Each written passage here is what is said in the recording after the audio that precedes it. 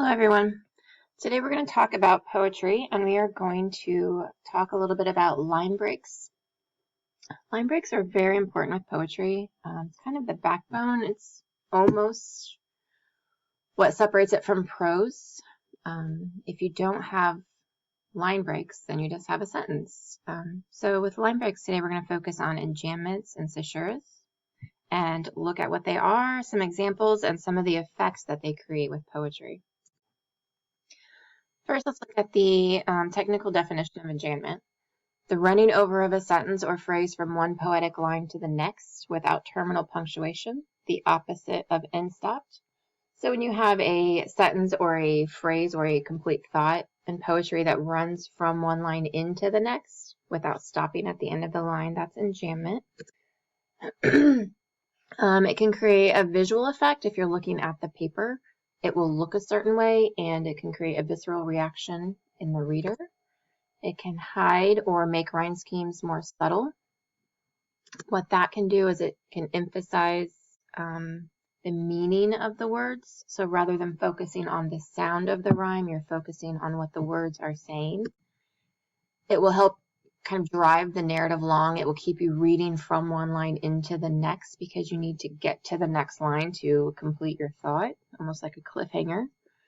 And it can sound more like prose, which could be useful depending on your topic, depending on the effect you want to create with your poetry. First example, and we're going to look at two examples for this and then two examples for the caesura. The first example is Tennyson's In Memoriam, Canto 58. So I'm going to read this and I want you to listen to the way that the enjambments change, kind of the meaning as we read. So let's start. In those sad words I took farewell, like echoes in the sepulchral halls, as drop by drop the water falls in vaults and catacombs, they fell, and, falling idly, broke the peace of hearts that beat from day to day, half conscious of their dying clay, and those cold crypts where they shall cease. So the first enjambment here that I have highlighted creates a visual, almost visceral effect because you have water from waterfalls over to in vaults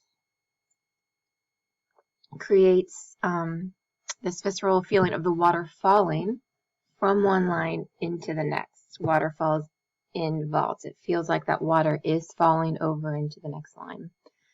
Then the next one that I don't have highlighted, but we should point out, idly broke the peace of hearts that beat from day to day.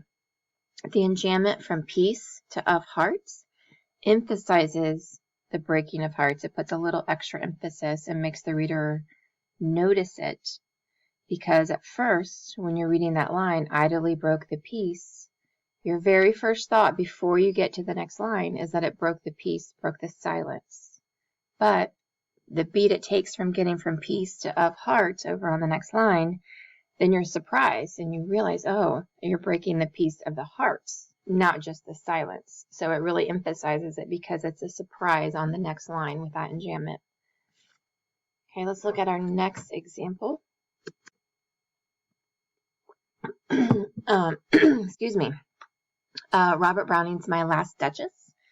Out of these first 15 lines of the poem, 8 of them are enjambed. 1, 2, 3, 4, 5, 6, 7, 8. Oh, 9. Sorry, 9.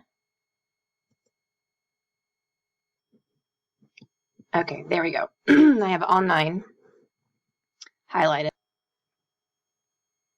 So one of the major effects that this much enjambment has on this poem is that it reads a little bit more like a narrative, like a prose narrative. It also very much hides the rhyme scheme. So I'm going to read it with the enjambment. That's my last duchess painted on the wall, looking as if she were alive. I call that piece a wonder now. Fra Pandolf's hands worked busily a day, and there she stands. Will please you sit and look at her? I said Fra Pandolf by design, for never read strangers like you that pictured countenance. Now in just those first few lines, it was very hard to hear the rhyming of wall and call, hands and stands, said and read, because of the enjambment, because you're not pausing on the word call or hands or said. You can't hear that rhyme scheme. and it flows from one line to the next, and it really drives this narrative along. You want to keep reading the story going from one line. You're not listening and focusing on the sound of the rhyme scheme. So that's a couple of things that enjambment will do with poetry. And let's quickly look at caesuras.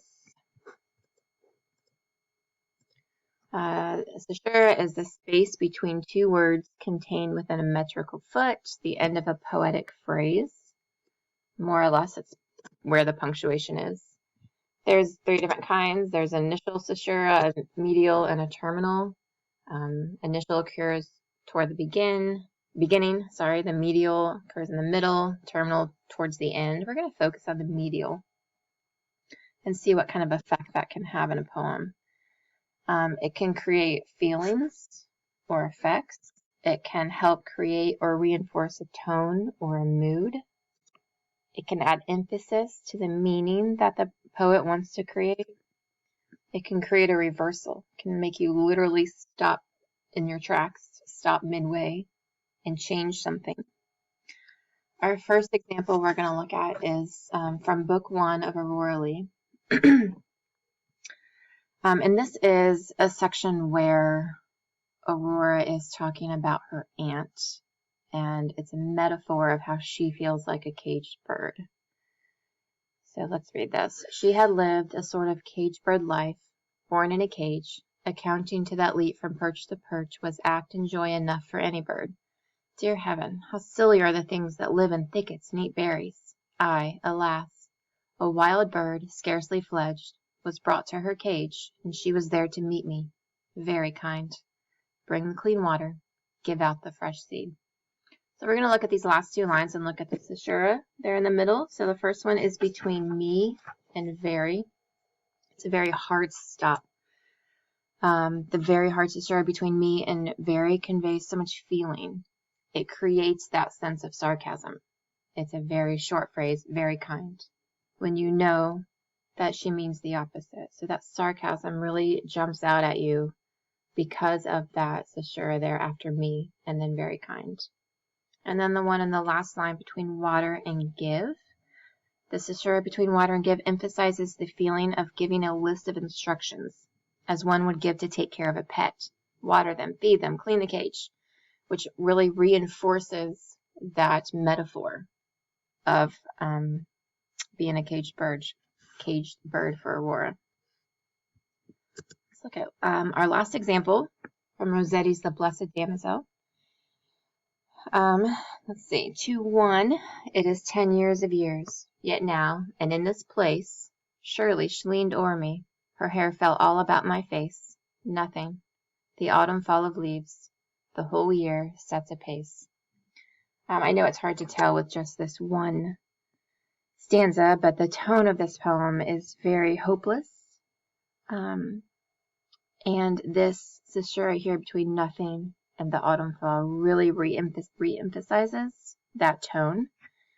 So this is the 4th stanza, and the speaker of the poem is imagining the damsel and sees her hair fell all about my face. But then the following line begins with one word and a caesura. Nothing. The autumn fall of leaves. This one word and very hard stop with that colon there really emphasizes the nothingness of reality. Nothing. So there's nothing there in reality. This contributes to the poem, the tone of the poem, and emphasizes the hopelessness. It was not her hair about the face. It was the fall of the autumn leaves. And that caesura really contributes. So I hope this presentation has helped you get a couple of insights on line breaks, on enjambments, and caesuras, and that you'll notice them more as you're reading poetry and try to really focus on the effects that they can create for you. Thank you.